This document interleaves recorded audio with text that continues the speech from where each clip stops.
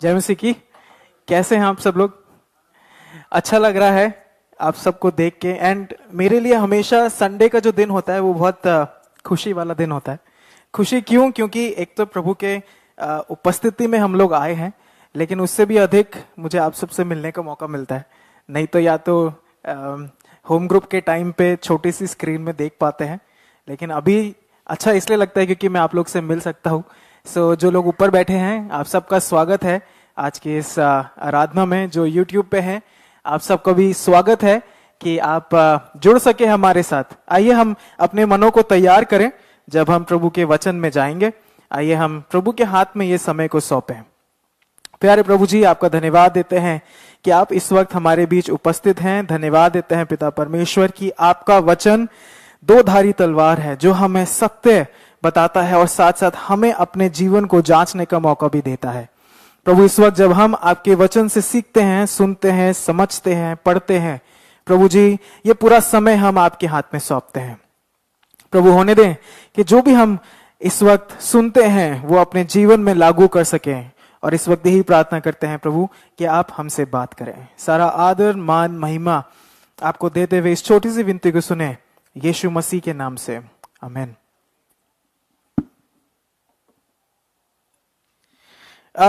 ये इंसिडेंट 1347 का है। मुझे हिंदी में क्या बोलते हैं 47 को? 47 जी, 1347 का है। एंड 1347 काफी पुराना समय है, मतलब काफी समय हो चुका है। लेकिन 1347 में पूरे वर्ल्ड में एक चीज हुई। अगर आप हिस्ट्री में देखेंगे जाके तो 1347 से 1351 के बीच में दुनिया में एक बहुत बड़ी महामारी आई। और सिर्फ दुनिया में नहीं, लेकिन उसका जो एपिटोम था या जो इसका सेंटर था वो यूरोप में था। और इस बीमारी जो आई थी, इसको अगर आपने सुना होगा, इसको बिबोनिक प्लेग कहते हैं। आप पढ़िएगा जाके, या जिसने भी पढ़ा है इसके बारे में। तो ये एक ऐसी बीमारी थी जिसने मतलब मिलियंस ऑफ लोगों को एक ही बार में मार दिया। मतलब डेटा अगर देखें तो यूरोप की कम से कम 40 से 60% जो आबादी है वो इस प्लेग ने वाइप आउट कर दी थी। मैं बता रहा हूं 1347 में ये हुआ। और इस प्लेग का इतना ज्यादा असर था कि ना कि सिर्फ लोग मारे गए, लेकिन घर के घर तबाह हो गए। इकोनॉमिकली है ना, परिवार टूट गए, परिवार ऐसे बिखर गए। इतनी बड़ी महामारी थी ये 1347। अब अगर 1347 को वहीं स्टॉप करके 600 साल बाद देखें तो 600 साल बाद कितना हुआ? 2019 में जो है एक और महामारी आई दुनिया के अंदर, कोविड। मतलब ये तो कहने वाली बात नहीं है कि आपको पता है कि नहीं, क्योंकि अगर आप इस दुनिया में जिंदा हैं तो आपको पता है कोविड क्या है। कोविड भी इसी तरीके की एक महामारी आई जिसने बहुत सारी चीजों पे असर किया। हम सब भी अभी उसके असर से गुजर रहे हैं, है ना। आप भले ही पति पत्नी हैं, इतने 2 गज दूरी पे बैठे हैं, तो कोविड की वजह से ही है। पिछले हफ्ते आयुन भाई ने बहुत अच्छी तरीके से एक चीज बोली थी, मैं भूल गया क्या था, सर्विस के बाद बताऊंगा, यहाँ पे खड़े होकर नहीं बोलूंगा मैं। लेकिन हम सब जो है अभी तक भी जो है कोविड की इस महामारी से अभी गुजर रहे हैं। आप अपनी जीवन में देख सकते हैं क्या क्या मुश्किलें रही। लेकिन अगर पूरे संसार में देखें, जॉब लॉस, पैसों की तंगी, महामारी, ये सब चीजें हम होके गुजरे हैं। ये सब होके हम गुजरे हैं। तो आज जो है हम इसी चीज पे थोड़ी देर विचार करेंगे। हम सब कोशिश कर रहे हैं कि जो हमारा इकोनॉमी है, हमारी सोसाइटी है, इनफैक्ट पूरा जो संसार है वो फिर से खड़ा हो जाए, है ना, रीबिल्ड हो जाए, रीबिल्ड हो जाए। हम इसी चीज के लिए प्रार्थना कर रहे हैं। इसी चीज के लिए जो है हम ट्राई कर रहे हैं कि हमारा फंक्शन जो है, सिस्टम जो है वो फिर से खड़ा होने लगे। हम कोशिश कर रहे हैं, we are trying to rebuild our society. लेकिन अब ये सवाल मैं आपसे पूछना चाहूंगा, how many of you believe के सब कुछ फिर से वैसा हो जाएगा, नॉर्मल हो जाएगा? जब हम प्रार्थना कर रहे हैं रीबिल्डिंग की, तो आप में से कितने लोग इस चीज को बिलीव करते हैं? ऊपर भी जो लोग बैठे हैं, जो यूट्यूब पे देख रहे हैं, आप में से कितने लोग ये बिलीव करते हैं कि फिर से सब कुछ जो है नॉर्मल हो जाएगा? नॉर्मल जैसे कि नॉर्मल हो जाएगा, जैसे था वैसे ही हो जाएगा। हम सब इस चीज के लिए प्रार्थना कर रहे हैं ना, रोज हम लोग जो है इसी बारे में प्रार्थना कर रहे हैं कि प्रभु फिर से तू उठा के खड़ा कर दे, जो महामारी ने इफेक्ट लेके आया वो सबको दूर कर दे। वी ऑल वांट कि हमारा घर फिर से पुनर्स्थापित हो जाए, पुनर्निर्माण हो जाए, उसका सोसाइटी का पुनर्निर्माण हो जाए, ये सब हो जाए। और आप अब सबने जैसे हाथ उठाया, हम सबकी यही प्रार्थना है कि वापस प्रभु जी नॉर्मल हो जाए। और आज जो है हम इसी विषय के ऊपर जो है बात करेंगे, पुनर्निर्माण के ऊपर जो है थोड़ी क्षण हम लोग बात करेंगे। बाइबल भी, ये तो मैंने वर्ल्ड के बारे में बोला, लेकिन बाइबल के अंदर भी हमें एक एग्जाम्पल देखते हैं, एक ब्रोकन, एक टूटी हुई सिटी के बारे में। बाइबल भी हमें एक टूटी हुई सिटी के बारे में एग्जाम्पल बताती है, उसके बारे में हमें पता चलता है। अगर आपको पता है तो आप बोल सकते हैं, लेकिन मैं जिसके बारे में बात कर रहा हूं, हम इस समय उसी एक सिटी के ऊपर फोकस करेंगे, और मैं बात कर रहा हूं यरूशलेम की। बाइबल में जब हम देखते हैं तो एक समय था, एक इंसिडेंट ऐसा था जहां पे यरूशलेम को बिल्कुल तबाह कर दिया था। जिस तरीके से हम बिबोनिक प्लेग की बात कर रहे हैं, कोविड की बात कर रहे हैं, इसने हर एक चीज को जो है तबाह कर दिया, क्रम्बल कर दिया, क्रश कर दिया है। बाइबल भी हमें एक ऐसी सिटी के बारे में बताती है जिसके ऊपर एक कहर ढाला गया और वो एकदम सिटी ब्रोकन हो गई। जेरूसलम की हम लोग बात कर रहे हैं। और अगर इस चीज को देखें तो बाइबल में जब कभी इसराइलियों ने पाप किया, आप इनफैक्ट निर्गमन से आगे जब आप देखें तो जब कभी इसराइलियों ने पाप किया, परमेश्वर ने उन्हें किस में भेजा? कहां पे भेजा? एग्जाइल में भेजा था, बंधुआई में भेजा। अलग अलग क्षण में ऐसी राजा है जिन्होंने इसराइलियों को उठा के ले गए, बंदी बना दिया, और फिर उसके बाद जब इसराइलियों ने पश्चाताप किया, प्रभु के साथ फिर से अपना रिश्ता को जोड़ा, प्रभु ने उन्हें वापस अपनी जगह पे स्थापित किया। और हम जो है इसी चीज के बारे में बात करेंगे। एक सिटी जो कि ब्रोकन है, रीबिल्डिंग की जरूरत है, उसके ऊपर हम लोग बात करेंगे। और जो हम लोग बात करेंगे आप निकाल सकते हैं, हम लोग फोकस करेंगे बुक ऑफ नेहमाया के ऊपर। नेहमाया की जो पुस्तक है उसके ऊपर जो है हम ये समय में बात करेंगे। अब कोई पैसेज नहीं है जिसके लिए मैं बोलूंगा कि आप ये खोल लीजिए। हम पूरी बुक को देखेंगे और देखेंगे कि किस तरीके से परमेश्वर ने वो रीबिल्डिंग प्रोसेस को शुरू किया, रीबिल्डिंग प्रोसेस को शुरू किया। तो ये जो पुस्तक है ये मदद करती है इस चीज को देखने में। नाउ अगर इसके बारे में बैकग्राउंड अगर देना चाहूं तो ये उस समय की कहानी है। जिस तरीके से मैं बता रहा था, इसराइलियों ने पाप किया, परमेश्वर ने उनको स्लेवरी पे भेजा, और फिर जब उन्होंने पश्चाताप किया वो बाहर लेके आए। और ये उस समय की बात है जबकि इसराइली पर्शियन जो फारसी लोग हैं उनकी हुकूमत में थे। तो ये उस समय की जो बात है। और नेहमाया की जो पुस्तक है, नेहमाया से पहले कौन सी पुस्तक आती है? एजरा और नेहमाया एक ही पुस्तक थे, लेकिन थोड़ा सा इनको विभाजित किया गया है।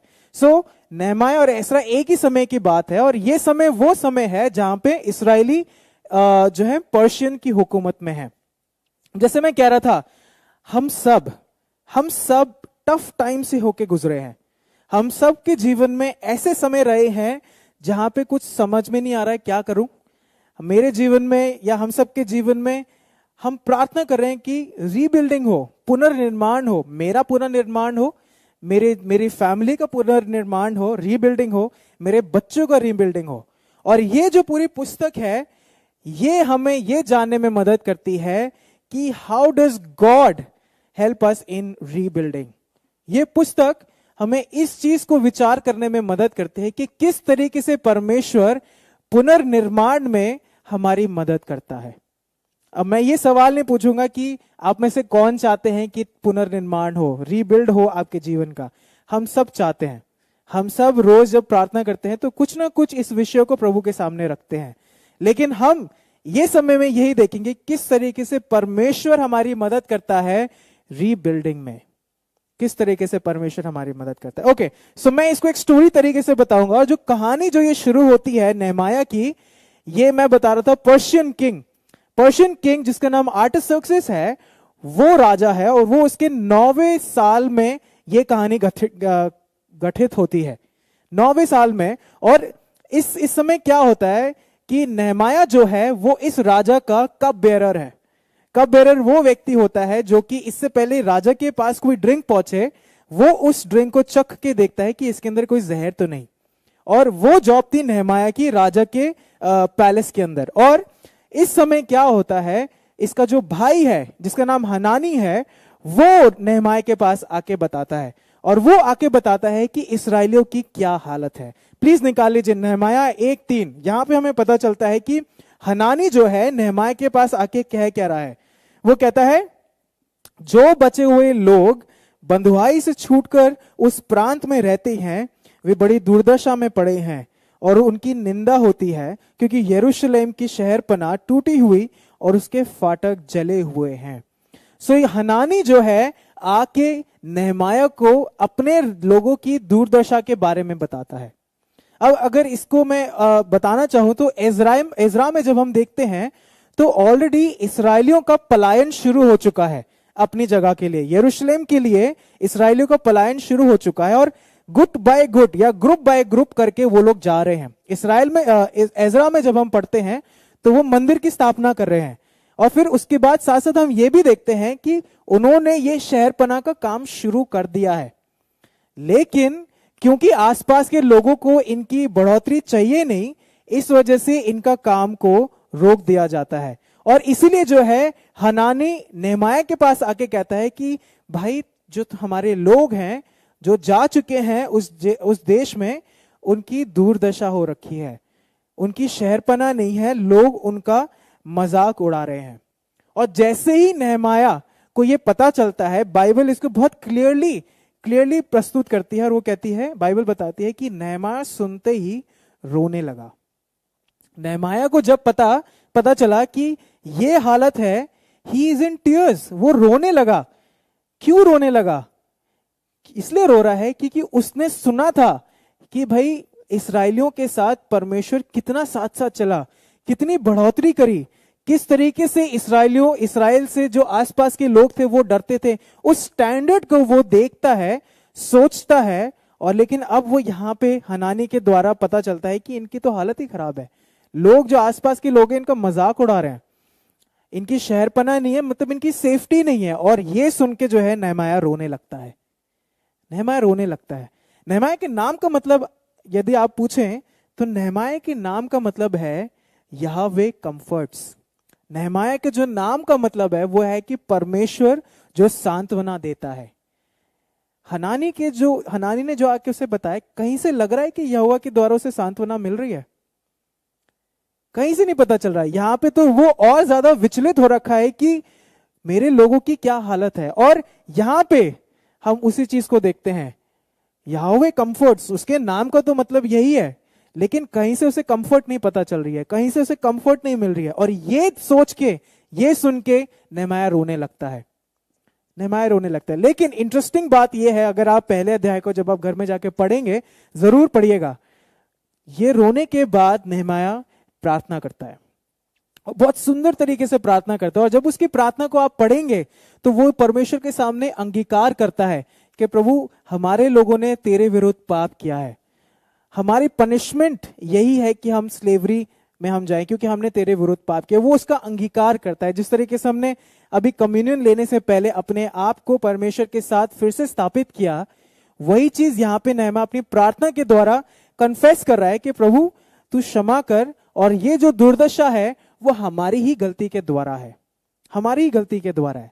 लेकिन वो यही नहीं रुक जाता, यहां पे एक रिमाइंडर वो लेके आता है, और वो हम पढ़ेंगे। प्लीज कोई पढ़ दीजिए नेहमाया 1:8 और 9। क्या लिखा है? हाँ, 1:8 और 9।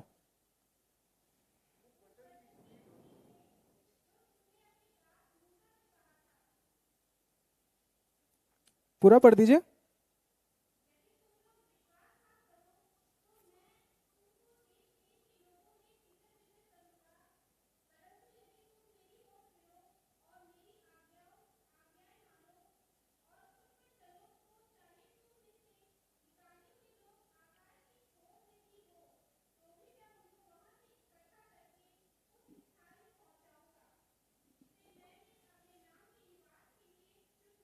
एग्जैक्टली तो वो ये कौन कह रहा है? परमेश्वर कह रहा है। ये प्रार्थना कर रहा है नेहमाया। वो इस चीज को याद कर रहा है कि अभी सब खत्म नहीं हुआ है। हाँ, इनकी दुर्दशा है, इनकी पनिशमेंट है ये कि इन्होंने क्योंकि परमेश्वर के विरुद्ध पाप किया है, ऐसी दुर्दशा होनी चाहिए। और वो कन्फेस कर रहा है, लेकिन साथ साथ में ये भी कन्फेस कर रहा है कि प्रभु तूने ही कहा है अगर ये अपने आप को फिर से ठीक कर लेंगे तो तूने ये वायदा किया है कि मैं इनको छुड़ाऊंगा। दैट मीन्स वो यहां पे एक होप लेके आ रहा है अपने लिए ही कि अभी तक सब कुछ खत्म नहीं हुआ है। It's not over yet, it's not over yet, it's not over yet. तो वही चीज हम बात तो करते हैं रीबिल्डिंग की, हम लोग बात तो करते हैं कि प्रभु मैं इस दुर्दशा में हूं, मैं इस परेशानी में हूं, लेकिन क्या हम इस चीज के बारे में भी याद करते हैं कि परमेश्वर क्या कहता है? परमेश्वर क्या कहता है? आगे चल के देखते हैं। यहां तो उसने प्रार्थना कर ली, 4 महीने के बाद वो जाता है राजा के पास और उसको जाके कहता है कि राजा मैं ये काम करना चाहता हूं, मुझे थोड़ी देर के लिए छुट्टी दे दो। किस राजा की बात कर रहे हैं? आर्टाजर्क्सिस की बात कर रहे हैं। और जिस तरीके से मैंने बताया, एजरा के अंदर यही वो राजा है जिसने शहरपनाह को बनने से रोका था। यही वो राजा है जिसने शहरपनाह से को बनने से रोका था। और इसी के पास नेहमाया जाके कहता है कि राजा मैं इस शहरपनाह को फिर से बनाना चाहता हूं। मतलब कितना कितना दुविधा वाली चीज है। मतलब अगर मैं अपनी लाइफ में देखूं, अगर मेरे पेरेंट्स ने कुछ मना कर दिया और अगर मैं फिर से जाके वही चीज पूछूं कि पापा मैं ये करना चाहता हूं, तो अब बात नहीं आती थी, लात आने वाली है। मतलब इतना इतना सीरियस है। और ये राजा के पास आके कह रहा है कि राजा मैं फिर से वही शहरपनाह को बनाना चाहता हूं, बनाना चाहता हूं। लेकिन क्या राजा ने मना कर दिया? हम यहां पे देखते हैं कि राजा जो है उसने बोला हाँ ठीक है तू जा, मैं तेरे को छुट्टी देता हूं। और साथ साथ सिर्फ जाने को नहीं बोला, उसने एक लेटर को भी स्टैम्प करके दिया कि जब तू निकल के जाएगा तो लोग तेरी मदद भी करने आएंगे। ये वो राजा की मैं बात कर रहा हूं जिसने मना किया था कि अब ये शहरपनाह नहीं बनेगी। वो राजा कहता है कि जा जाके बना। यहां पे हम सबके लिए एक स्पिरिचुअल ट्रूथ हमें पता चलता है, और वो स्पिरिचुअल ट्रूथ ये है, we might be struggling with issues in our lives. हम भले ही अपने जीवन के अंदर इश्यूज को लेके स्ट्रगल कर रहे होंगे, लेकिन अगर हमें पता है कि परमेश्वर कौन है, अगर हमें पता है कि परमेश्वर ने क्या प्रोमिसेस दी हैं, तो that will change impossibility to possibility. Amen. I think so गए या डाउट है? आमेन। मैं फिर से बोलूंगा, यहां पे हमें एक स्पिरिचुअल ट्रूथ पता चलता है, और वो ये है कि अगर हमें पता है कि परमेश्वर कौन है और हमें पता है कि उसने प्रॉमिसेस हमें क्या दी हैं, तो वो चीज हमारी इम्पॉसिबल सिचुएशन को जरूर पॉसिबल करेगी, जरूर पॉसिबल करेगी। अब ये सवाल मैं यहां पे हमारे सामने आता है कि क्या हमें पता है कि परमेश्वर ने क्या प्रॉमिसेस दी हैं? नेहमाया 2:20 इस प्रकार कहता है, स्वर्ग का परमेश्वर हमारा काम सफल करेगा, इसलिए हम उसके दास कमर बांधकर बनाएंगे। नेहमाया कह रहा है स्वर्ग का परमेश्वर हमारा काम सफल करेगा। ही इज एडमेंट कि भले ही राजा ने मना कर दिया, भले ही लोग मजाक उड़ा रहे हैं, लेकिन परमेश्वर ने कह दिया तो जरूर होगा। सवाल यही फिर से लाना चाहता हूं, what promises do you remember that God has given you? क्या आप कौन कौन सी अपने जीवन में वो प्रोमिसेस इस वक्त याद कर सकते हैं जो कि परमेश्वर ने आपको दी है वचन के द्वारा? मैं वचन के द्वारा बोल रहा हूं, क्या आप याद कर सकते हैं? क्या आपको पता है? God will never let your lives and houses shattered. प्रभु कभी नहीं चाहेगा कि आपका जीवन, आपके घर कभी तबाह हो, लेकिन ऑन कॉन्ट्ररी प्रभु ने ये प्रॉमिस किया है कि मैं तुझे कभी छोड़ूंगा नहीं, ना कभी तुझे त्यागूंगा। यहां पे भी हमें यही पता चल रहा है कि परमेश्वर ने प्रॉमिस कर दिया कि अगर तुम अपने आप को ठीक करो तो मैं आके तुम्हें फिर से स्थापित करूंगा, पुनर्निर्माण करूंगा, तुम्हारा रीबिल्ड करूंगा। और यहां पे हम वही चीज को देखते हैं। ओके, आगे बढ़ते हैं। तो यहां पे इतना तक होता है। इसके बाद नेहमाया क्या करता है? जाता है उस जगह पे, जाता है जहां पे रीबिल्डिंग की जरूरत है, शहरपनाह बनानी है, और जाके मुआयना करता है। वो चेक करता है, डेटा कलेक्ट करता है और देखता है कि कहां पे कितनी जरूरत है। And he is a good planner. वो जाके प्लान करता है और डिवाइड कर देता है काम कि ये लोग ऐसे ये बनाएंगे, ये लोग ये गेट बनाएंगे, इस जगह पे ये डिवाइड कर देता है ना। इंटरेस्टिंग चीज बात ये है कि वो हर एक को ऐसे ही डिवाइड नहीं कर देता कि चलो लाइन बना लो, तुम ये गेट बनाओगे, तुम वो गेट बनाओगे, तुम इतना बनाओगे, ऐसे नहीं बनाता है। अगर हम ध्यान से पढ़ें दो अध्याय से आगे तक, तो हमें यह पता चलता है कि उसने हर एक ग्रुप को उनकी एबिलिटी के द्वारा उनको बनाने का कमीशन किया। जहां पे ज्यादा जरूरत थी वहां पे लिखा है बाइबल में 20 के 20 गैंग, मतलब gang in the sense group को वो वहां पे छोड़ देता है कि तुम बनाओ। यहां पे हमें एक और चीज पता चलती है नेहमाया और उसके बारे में, वो ये है कि वो ये पहचान गया था, समझ गया था कि ये जो रीबिल्डिंग प्रोसेस है वो अकेले नहीं कर सकता, वो अकेले नहीं कर सकता। रीबिल्डिंग प्रोसेस वो ये समझ गया था कि वो अकेले नहीं कर सकता, उसको लोगों की जरूरत पड़ेगी कि वो इतनी बड़ी चीज को कर सके। और हमारे लिए भी यहां पे हमें एक और चीज पता चलती है कि we can not rebuild our lives alone. हम अपने जीवन को अपने दम पर नहीं बना सकते, खड़ा नहीं कर सकते, बनाने का बात नहीं कर रहा मैं। हम अपने जीवन को अपने दम पर, जो रीबिल्डिंग है, पुनर्निर्माण है, अपने दम पर नहीं कर सकते। हमें लोगों की जरूरत है कि वो हमारे साथ आए और हमारी मदद करें। पहले तो परमेश्वर के पास जाने की जरूरत है और उसके बाद लोगों की। यहां पे हमें वही चीज पता चलती है। नेहमाया अपने दम पे तो अगर करना चाहे तो कर लेता। अगर वो ऐसा व्यक्ति होता कि मुझे ही ग्लोरी चाहिए तो वो अकेले करता। लेकिन यहां पे वो ये चीज समझ गया था कि अकेले I can not do it, I need people around. हमारे जीवन में भी रीबिल्डिंग तो जरूरी है, लेकिन अपने दम पर हम नहीं कर सकते, अपने दम पर हम नहीं कर सकते। फिलिप यान्सी, अगर आपने उनकी कोई बुक पढ़ी है तो फिलिप यान्सी की एक बुक है, उसका नाम नहीं बोलूंगा, लेकिन उस बुक के अंदर वो एक अपने जीवन की टेस्टिमनी शेयर करते हैं। ध्यान से सुनिएगा इस टेस्टिमनी को। वो ये शेयर करते हैं कि एक बार की बात है कि वो अपने ऑफिस में बैठे थे, sermon खत्म करने के बाद, ऐसी मीटिंग के बाद अपने ऑफिस में बैठे थे, और उनके ऑफिस में एक लेडी आई जो कि प्रोस्टिट्यूशन में थी, जो वेश्या थी। और वो लेडी उनके पास आती है और उनसे बस ये कहती कि मेरे लिए प्रार्थना करिए। ये उनसे पूछते हैं कि क्या हो गया, तो वो ये कहती है कि मेरे लिए प्रार्थना करिए। क्यों? क्योंकि मैं अपना घर नहीं चला पा रही, और घर इसलिए नहीं चला पा रही, क्यों? क्योंकि मेरी आमदनी इतनी हो नहीं पाती, और क्योंकि आमदनी इतनी हो नहीं पाती, उसकी जो बेटी है उसने उसको भी इसी प्रोफेशन में डालने की इसको जरूरत पड़ी। ठीक है, फिलिप यान्सी कहते हैं ठीक है, हम आपके लिए प्रार्थना करेंगे। प्रार्थना करने के बाद वो उससे पूछते हैं कि do you want the church to help you? क्या मैं कलीसिया से ये शेयर करूं कि वो आपके आके मदद करें? Now this is very very important. वो लेडी उसके पास आके ये कहती है, church, I already feel terrible about my self, they will make it more verse. वो ये आके कहती है कि मैं वैसे ही अपने बारे में इतना बुरा सोचती हूं, अगर मैं कलीसिया को बता दोगे आप तो वो इस चीज को और वर्स कर देंगे। क्यों? क्योंकि कलीसिया में जब आते हैं तो हम हर एक व्यक्ति गुड होना चाहते हैं।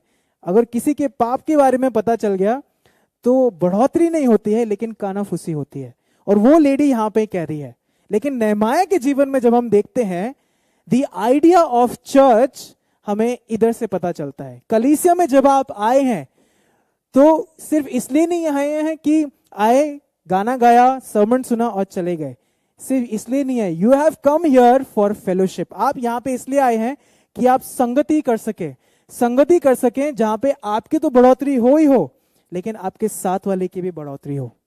यहां पे रीबिल्डिंग प्रोसेस अकेले कभी नहीं होता है, तभी चर्च की स्थापना हुई है। चर्च में जब हम आते हैं तो हम एक दूसरे की मदद करते हैं, कि जो है एक दूसरे को बढ़ाने की कोशिश करते हैं। इफिसियों 4:11 से 12 प्लीज कोई पढ़ दीजिए, यहां पे इसको और अच्छी तरीके से हम समझ पाते हैं। इफिसियों 4:11 से 12।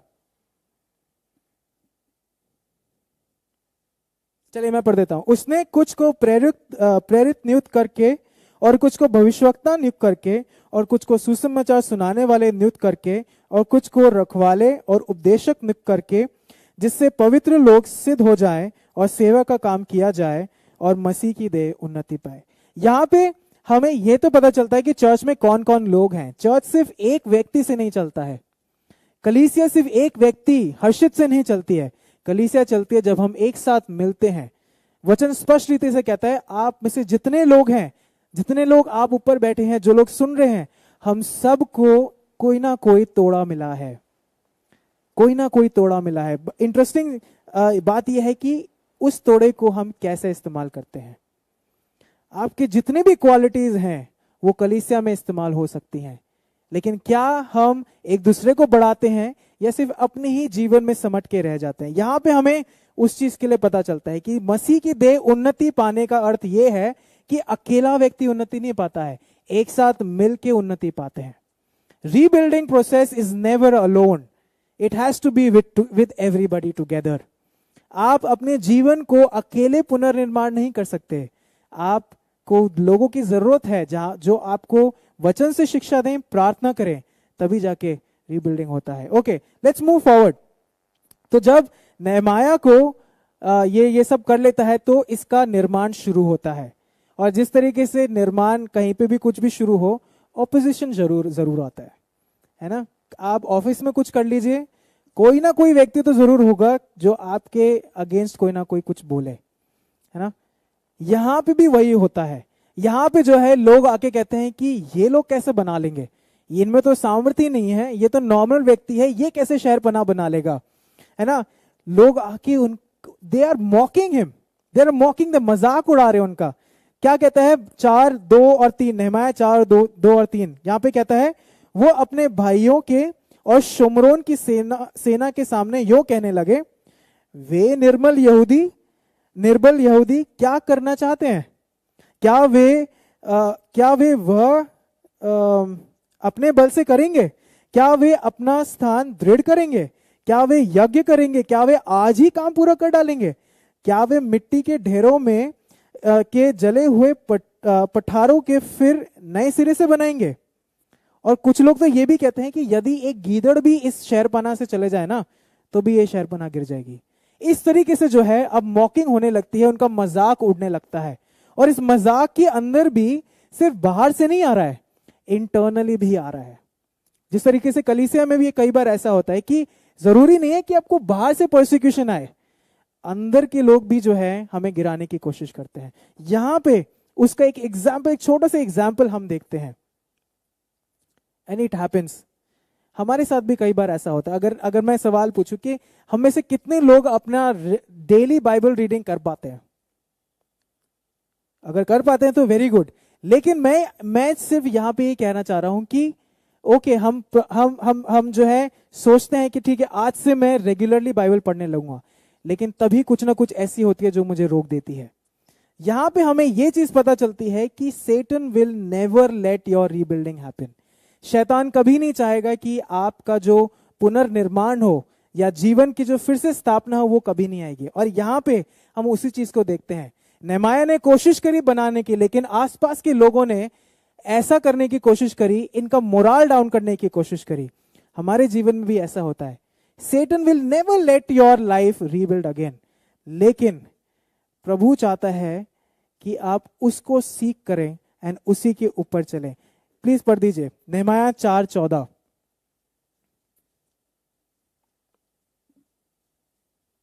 कोई पढ़ दीजिए नेहमाया 4:14।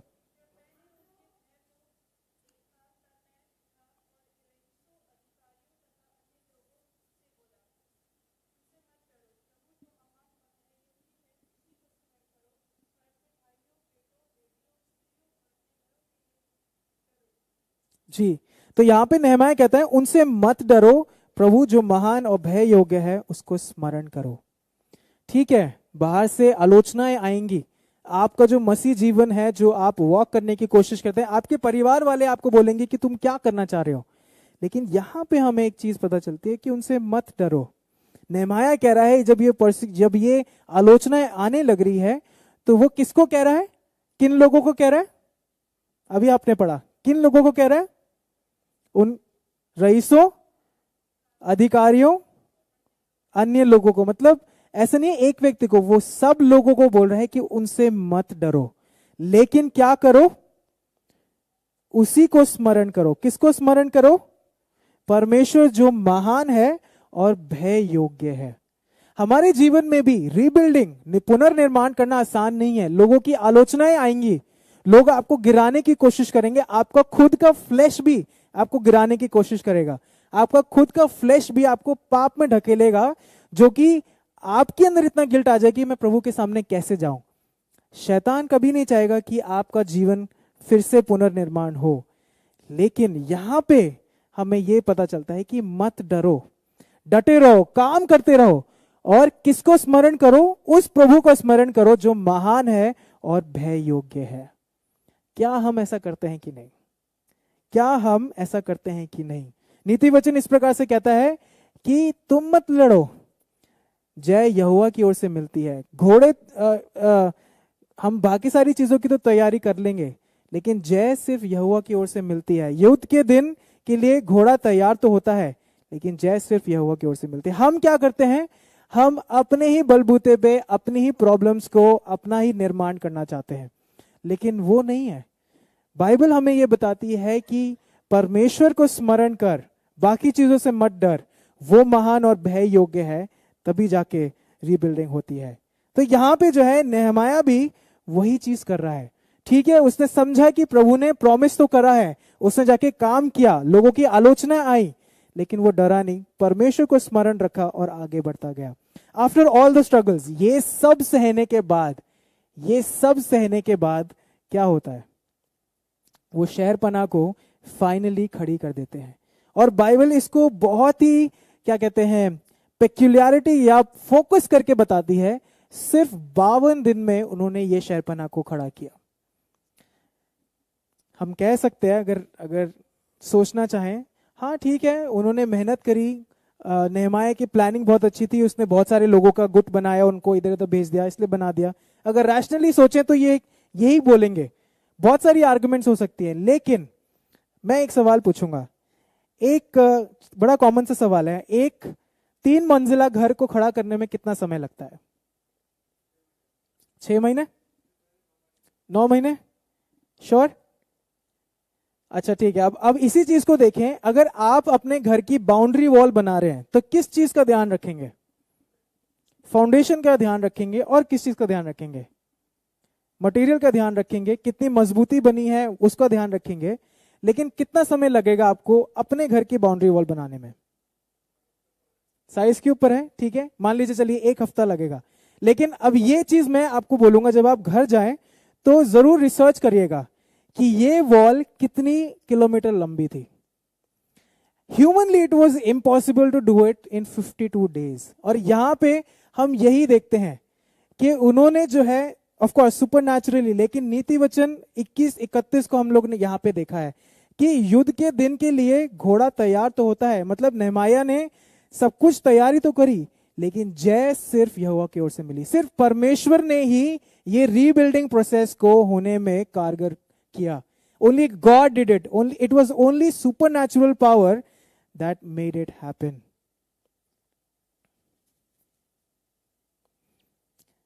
लेकिन यहां पे एक और हमें चीज, हमारे लिए एक प्रोत्साहन हमें पता चलता है। नेहमाया 6:16 प्लीज पढ़ दीजिए कोई। नेहमाया 6 अध्याय और उसकी 16वीं आयत।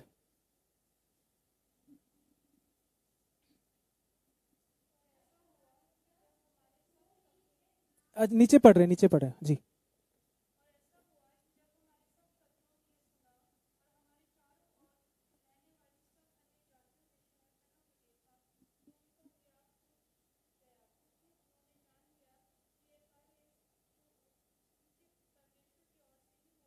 एग्जैक्टली मेरे ट्रांसलेशन में थोड़ा सा अलग है, हिंदी बाइबल का ही है, लेकिन यहां पे कहता है, तब हमारे सब शत्रुओं ने ये सुना और हमारे चारों ओर रहने वाले सब अन्य जाति डर गए और बहुत लज्जित हुए। I mean how beautiful it is. अगर आप सोचें कि ठीक है मॉकिंग हो रहा है, सब कुछ मैं सह रहा हूं, लेकिन जब प्रभु कार्य करता है तो जो मेरी आलोचना भी कर रहे हैं वो डर जाते हैं और लज्जित होते हैं। वो डर जाते हैं, लज्जित होते हैं। I mean how beautiful it is. अगर सोचें, मैं प्रार्थना तो कर रहा हूं, प्रभु फिर से मेरे घर को खड़ा कर दे, मेरे मेरे मेरे बच्चों को खड़ा कर दे। परेशानियां आएंगी, लेकिन अगर प्रभु को जान लिया तो जो आलोचना भी कर रहे हैं ना, यहाँ पे इतना ब्यूटीफुली कहता है, वो डर गए और लज्जित हुए, वो डर गए और लज्जित हुए। भजन संहिता 126:2 इस प्रकार कहता है, तब हम आनंद से हंसने लगे और जय जयकार करने लगे। तब जाति जाति के बीच में कहा जाता था, यहोवा ने इनके साथ बड़े बड़े काम किए हैं। तब जाति जाति के लोगों के बीच में ऐसा कहा जाता था कि यहोवा ने इनके जीवन में बड़े बड़े काम किए हैं। जब आप परमेश्वर को अपने जीवन की बागडोर देंगे तो वो आपके जीवन का पुनर्निर्माण ही नहीं करेगा, लेकिन आपके शत्रुओं के सामने अपनी महिमा भी करेगा। जब आप अपने जीवन को परमेश्वर के हाथ में सौंप देंगे तो वो ना सिर्फ आपके जीवन में पुनर्निर्माण करेगा, रीबिल्ड करेगा, लेकिन साथ साथ वो आपके शत्रुओं के सामने भी अपनी महिमा कराएगा, अपनी महिमा कराएगा। और यहां पे मुझे तो एक्सप्लेन करने की जरूरत नहीं है, it is just so beautiful, it is just so beautiful. नहमाया 1:9, आगे बढ़ते हैं। नहमाया 1:9 मैं फिर से पढ़ूंगा। यहां पे कहता है, परंतु यदि तुम मेरी ओर फिरो और मेरी आज्ञाएं मानो और उन पर चलो, तो चाहे तुम में से निकाले हुए लोग आकाश की छोर में ही क्यों ना हो, तो भी मैं उनको वहां से इकट्ठा करके उस स्थान में पहुंचाऊंगा जिसे मैंने अपने नाम के निवास के लिए चुन लिया है। ये कहता है प्रभु। परमेश्वर ने प्रॉमिस तो कर दिया है कि वो पुनर्निर्माण करेगा हमारे जीवन में, आपके जीवन में, आपके स्ट्रगल्स में, आपकी कठिनाइयों में। आपका जीवन यदि आप प्रार्थना करें कि प्रभु फिर से उठा दे, प्रभु करेगा। लेकिन अब ये सवाल उठता है कि मेरा कार्य क्या है? What is my duty to do it? What is my duty to do it? यहां पे हमें एक और चीज पता चलती है कि when the whole wall was ready, जब पूरी जो शहरपनाह की तैयारी हो गई थी, जब आगे पढ़ते हैं तो नहमाया ने लोगों के बीच में परमेश्वर की जो व्यवस्था है उसको पढ़ा, लोगों को बताया क्या करना चाहिए, फिर से रिवाइज कराया कि परमेश्वर ने क्या क्या लॉज दिए हैं, क्या क्या लॉज दिए हैं। लेकिन इंटरेस्टिंग बात यह है कि जब आप 13th चैप्टर को पढ़ते हैं, जो कि आखिरी चैप्टर है, वहां पे हमें पता चलता है कि these people are back to zero, है ना। मतलब उन्होंने देख लिया कि 52 दिन में कौन सी वॉल खड़ी होती है भाई, लेकिन तब भी खड़ी होते देख लिया। नहमाया ने उन्हें फिर से चिता दे कि परमेश्वर की व्यवस्था ये कहती है, लेकिन ये लोग फिर से वही करने लगे। और यहाँ पे 13वीं आयत जो है, 13वां जो अध्याय है, वो इस चीज को बताता है कि दे वर बैक टू जीरो। और बाइबल बहुत हिलेरियसली, बहुत हास्य रूप में जो है इस चीज को बताते हैं कि नहमाया को जब ये पता चला तो वो बहुत गुस्सा हुआ, और इतना गुस्सा हुआ कि उसने उन लोगों को पिटवाया। और बाइबल एक और चीज कहती है, उन्होंने उनकी दाढ़ी तक नुचवा दी। मतलब अगर सोचने बैठो, मेरी दाढ़ी है, अगर कोई भी अगर मुझसे गुस्सा है, मैं अंकिता का नाम नहीं ले रहा, लेकिन अगर कोई मुझसे गुस्सा है और मेरी दाढ़ी नोचने लग जाए तो सोच सकते हैं कि कितना गुस्सा है। यहां पे बाइबल उस तरीके से उसको बताती है कि नहमाया इतना गुस्से में था कि उसने आके उनको पिटवा दिया, ठीक है, उनकी मार लगाई अच्छे से, इतना भी कि उनकी दाढ़ी तक नुचवा दी। सोच की भी अगर देखें तो हंसी आ जाएगी। लेकिन यहां पे हमें एक बहुत ही इंपॉर्टेंट बिब्लिकल प्रिंसिपल पता चलता है, बाइबल का एक बहुत ही इंपॉर्टेंट प्रिंसिपल पता चलता है कि यस, रिस्टोरेशन, जो पुनर्निर्माण है, रीबिल्डिंग है, वो परमेश्वर ही देता है, लेकिन हमारा उत्तरदायित्व ये बनता है कि हम ओबीडियंट रहें।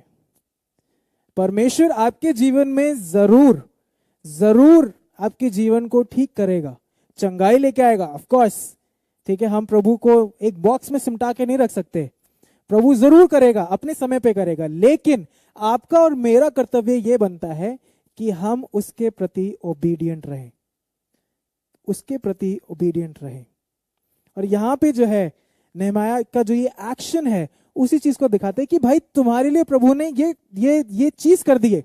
प्रभु ने तुम्हारे लिए अपनी सामर्थ को दिखा दिया कि जो वॉल नहीं बन सकती थी, इम्पॉसिबिलिटी को पॉसिबिलिटी दिखा दिया। अभी भी तुम जीरो पर ही हो।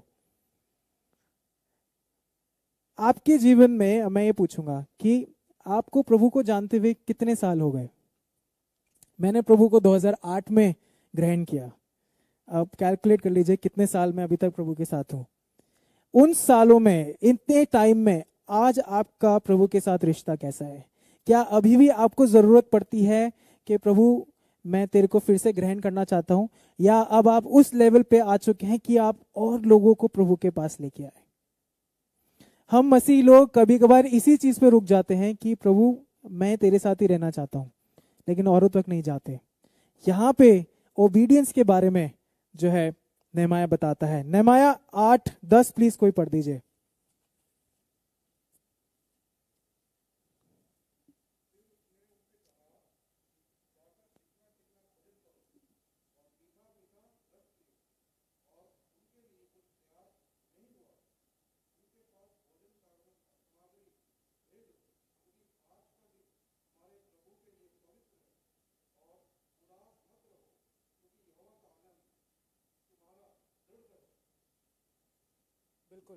तो यहाँ पे कहता है यहोवा का आनंद तुम्हारा दृढ़ गढ़ है।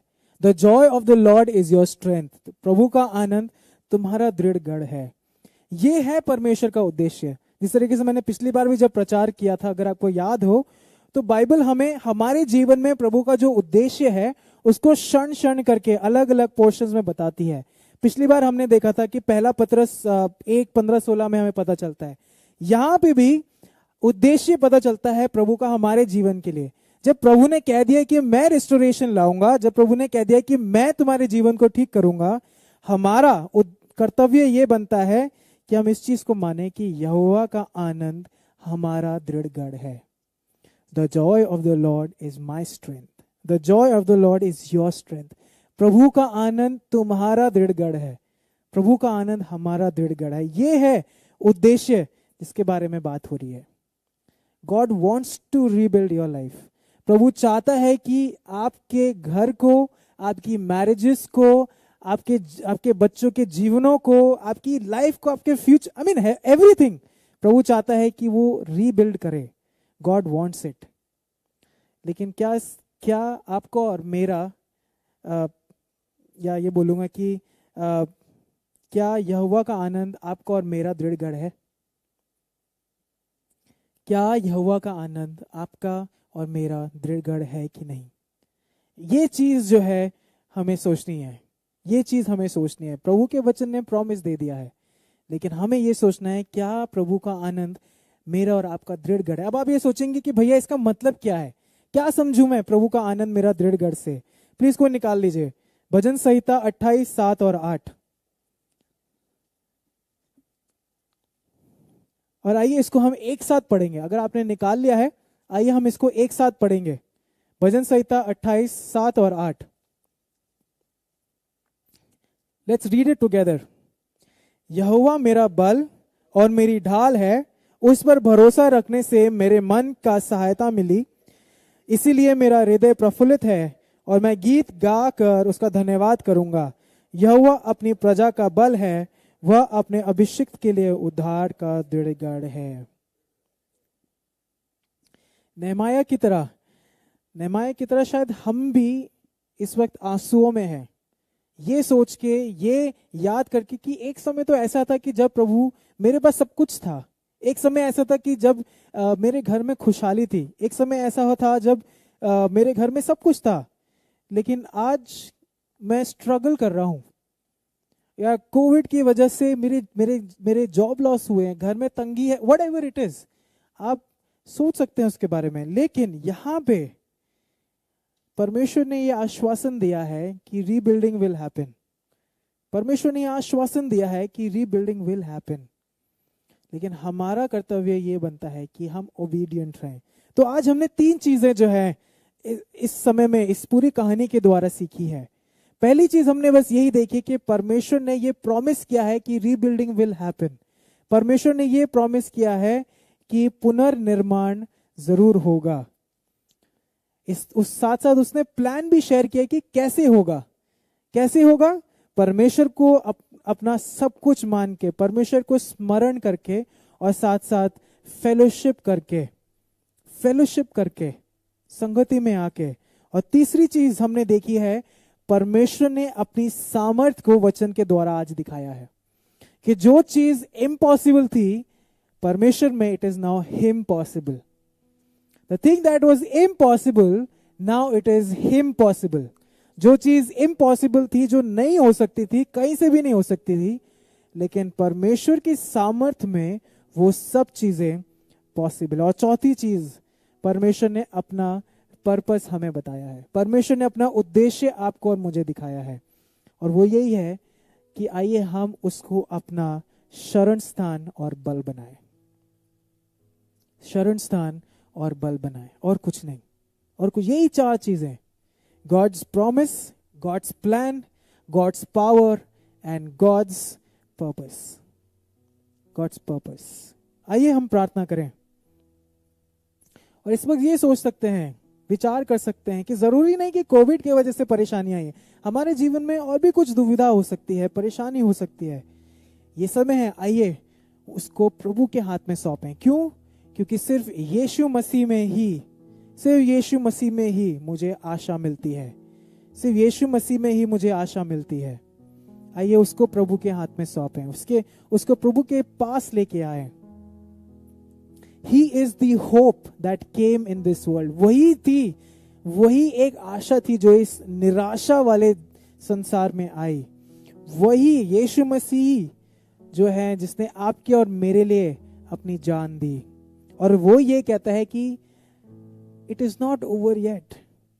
वो यही कहता है कि अभी सब खत्म नहीं हुआ है. अगर कठिनाइयां हैं तो मैं तुम्हें उस कठिनाई से बाहर निकालूंगा. अगर स्ट्रगल्स हैं तो मैं उस स्ट्रगल से तुम्हें बाहर निकालूंगा. अगर मुश्किलें हैं तो मैं उन मुश्किलों से तुम्हें बाहर निकालूंगा. लेकिन क्या तुम मुझे अपना शरण स्थान मानते हो? क्या तुम मुझे अपना शरण स्थान मानते हो? क्या प्रभु का आनंद हमारी ताकत है? क्या प्रभु का आनंद आपकी और मेरी ताकत है? क्यों ना कुछ समय लें, प्रभु के हाथ में अपना जीवन सौंपें, प्रभु के पास अपने आप को लेके जाएं, अपने परिवारों को लेके जाएं, अपने जीवनों को, अपने बच्चे को, अपनी हर एक चीज को लेके जाएं. और बस अब ये कहें कि प्रभु तेरा आनंद है मेरी ताकत. आप कुछ समय ले सकते हैं.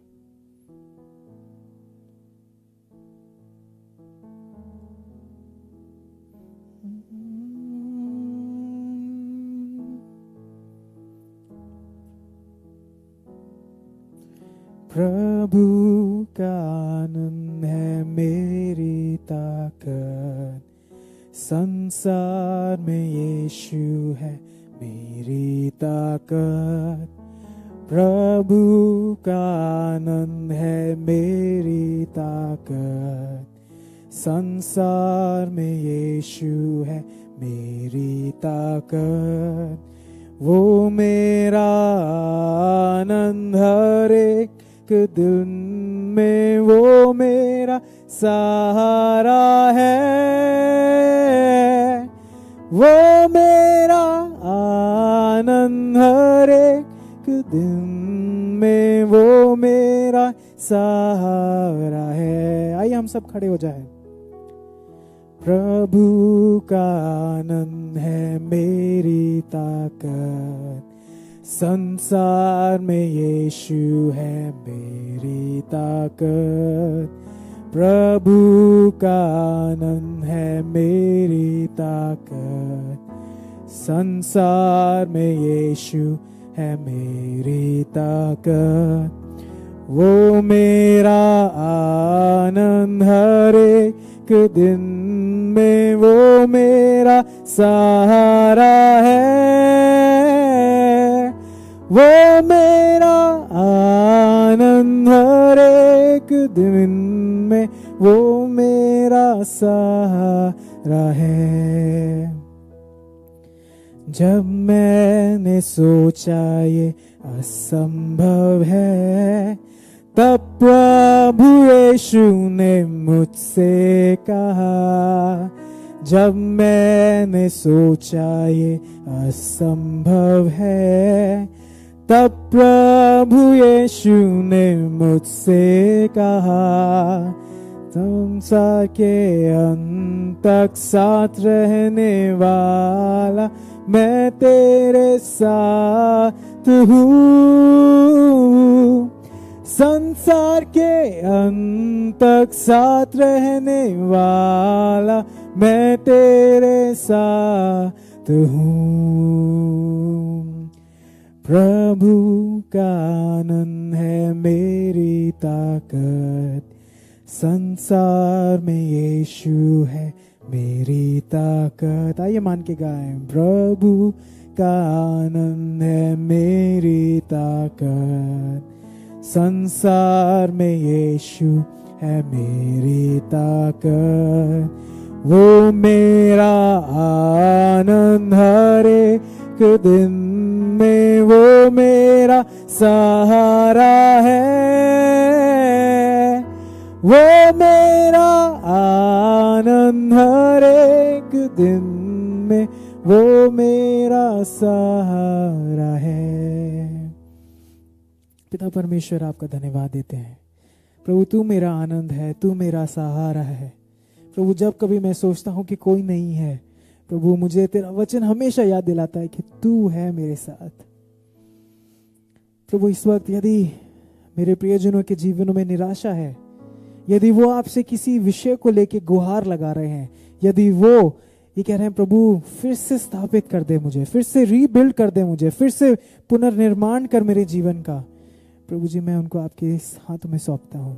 प्रभु हमारी मदद करें कि हम सिर्फ आपको ताकते रहें, आपको निहारते रहें, आपके प्रति फेथफुल रहें, क्योंकि बाकी सब चीज़ों को तो you have taken care of it. क्योंकि आपका वचन हमेशा इस चीज़ का प्रमाण देता है कि आप ही ने कहा है कि ना तो मैं तुझे छोड़ूंगा ना कभी त्यागूंगा। मेरे प्लान्स तेरे जीवन के लिए, तेरी भलाई के लिए हैं, तेरी हानि के लिए नहीं है। जब इतना सब आपने कह दिया प्रभु, हमारी मदद करें कि हम आपके ऊपर अपने जीवन को स्थापित कर सके, आपके ऊपर अपने आप को रख सके। धन्यवाद देते हैं हमारी प्रार्थना को सुनने के लिए, यीशु मसीह के नाम से आमीन। आइए आशीष वचन को ग्रहण करें। अब प्रभु यीशु मसीह का अनुग्रह, परमेश्वर पिता का प्रेम और पवित्र आत्मा की सहभागिता और संगति हम सबके साथ अब से लेकर हमेशा तक होती रहे। आमीन आमीन। कृपया बैठ जाइए। आप सबको जय मसीह की, आप सबका हफ्ता शुभ हो। जरूर याद रखिएगा कि परमेश्वर का वचन हमें यही प्रमाण देता है कि परमेश्वर की प्रॉमिस हमारे साथ है, परमेश्वर का प्लान उसने अपने वचन से हमें दिया है, परमेश्वर की पावर हमेशा हम अपने जीवन में देख सकते हैं, परमेश्वर का पर्पस हमें पता है कि उसका जो जॉय है मेरा स्ट्रेंथ रह सके। प्रभु आप सबको आशीष दे। जय मसीह की।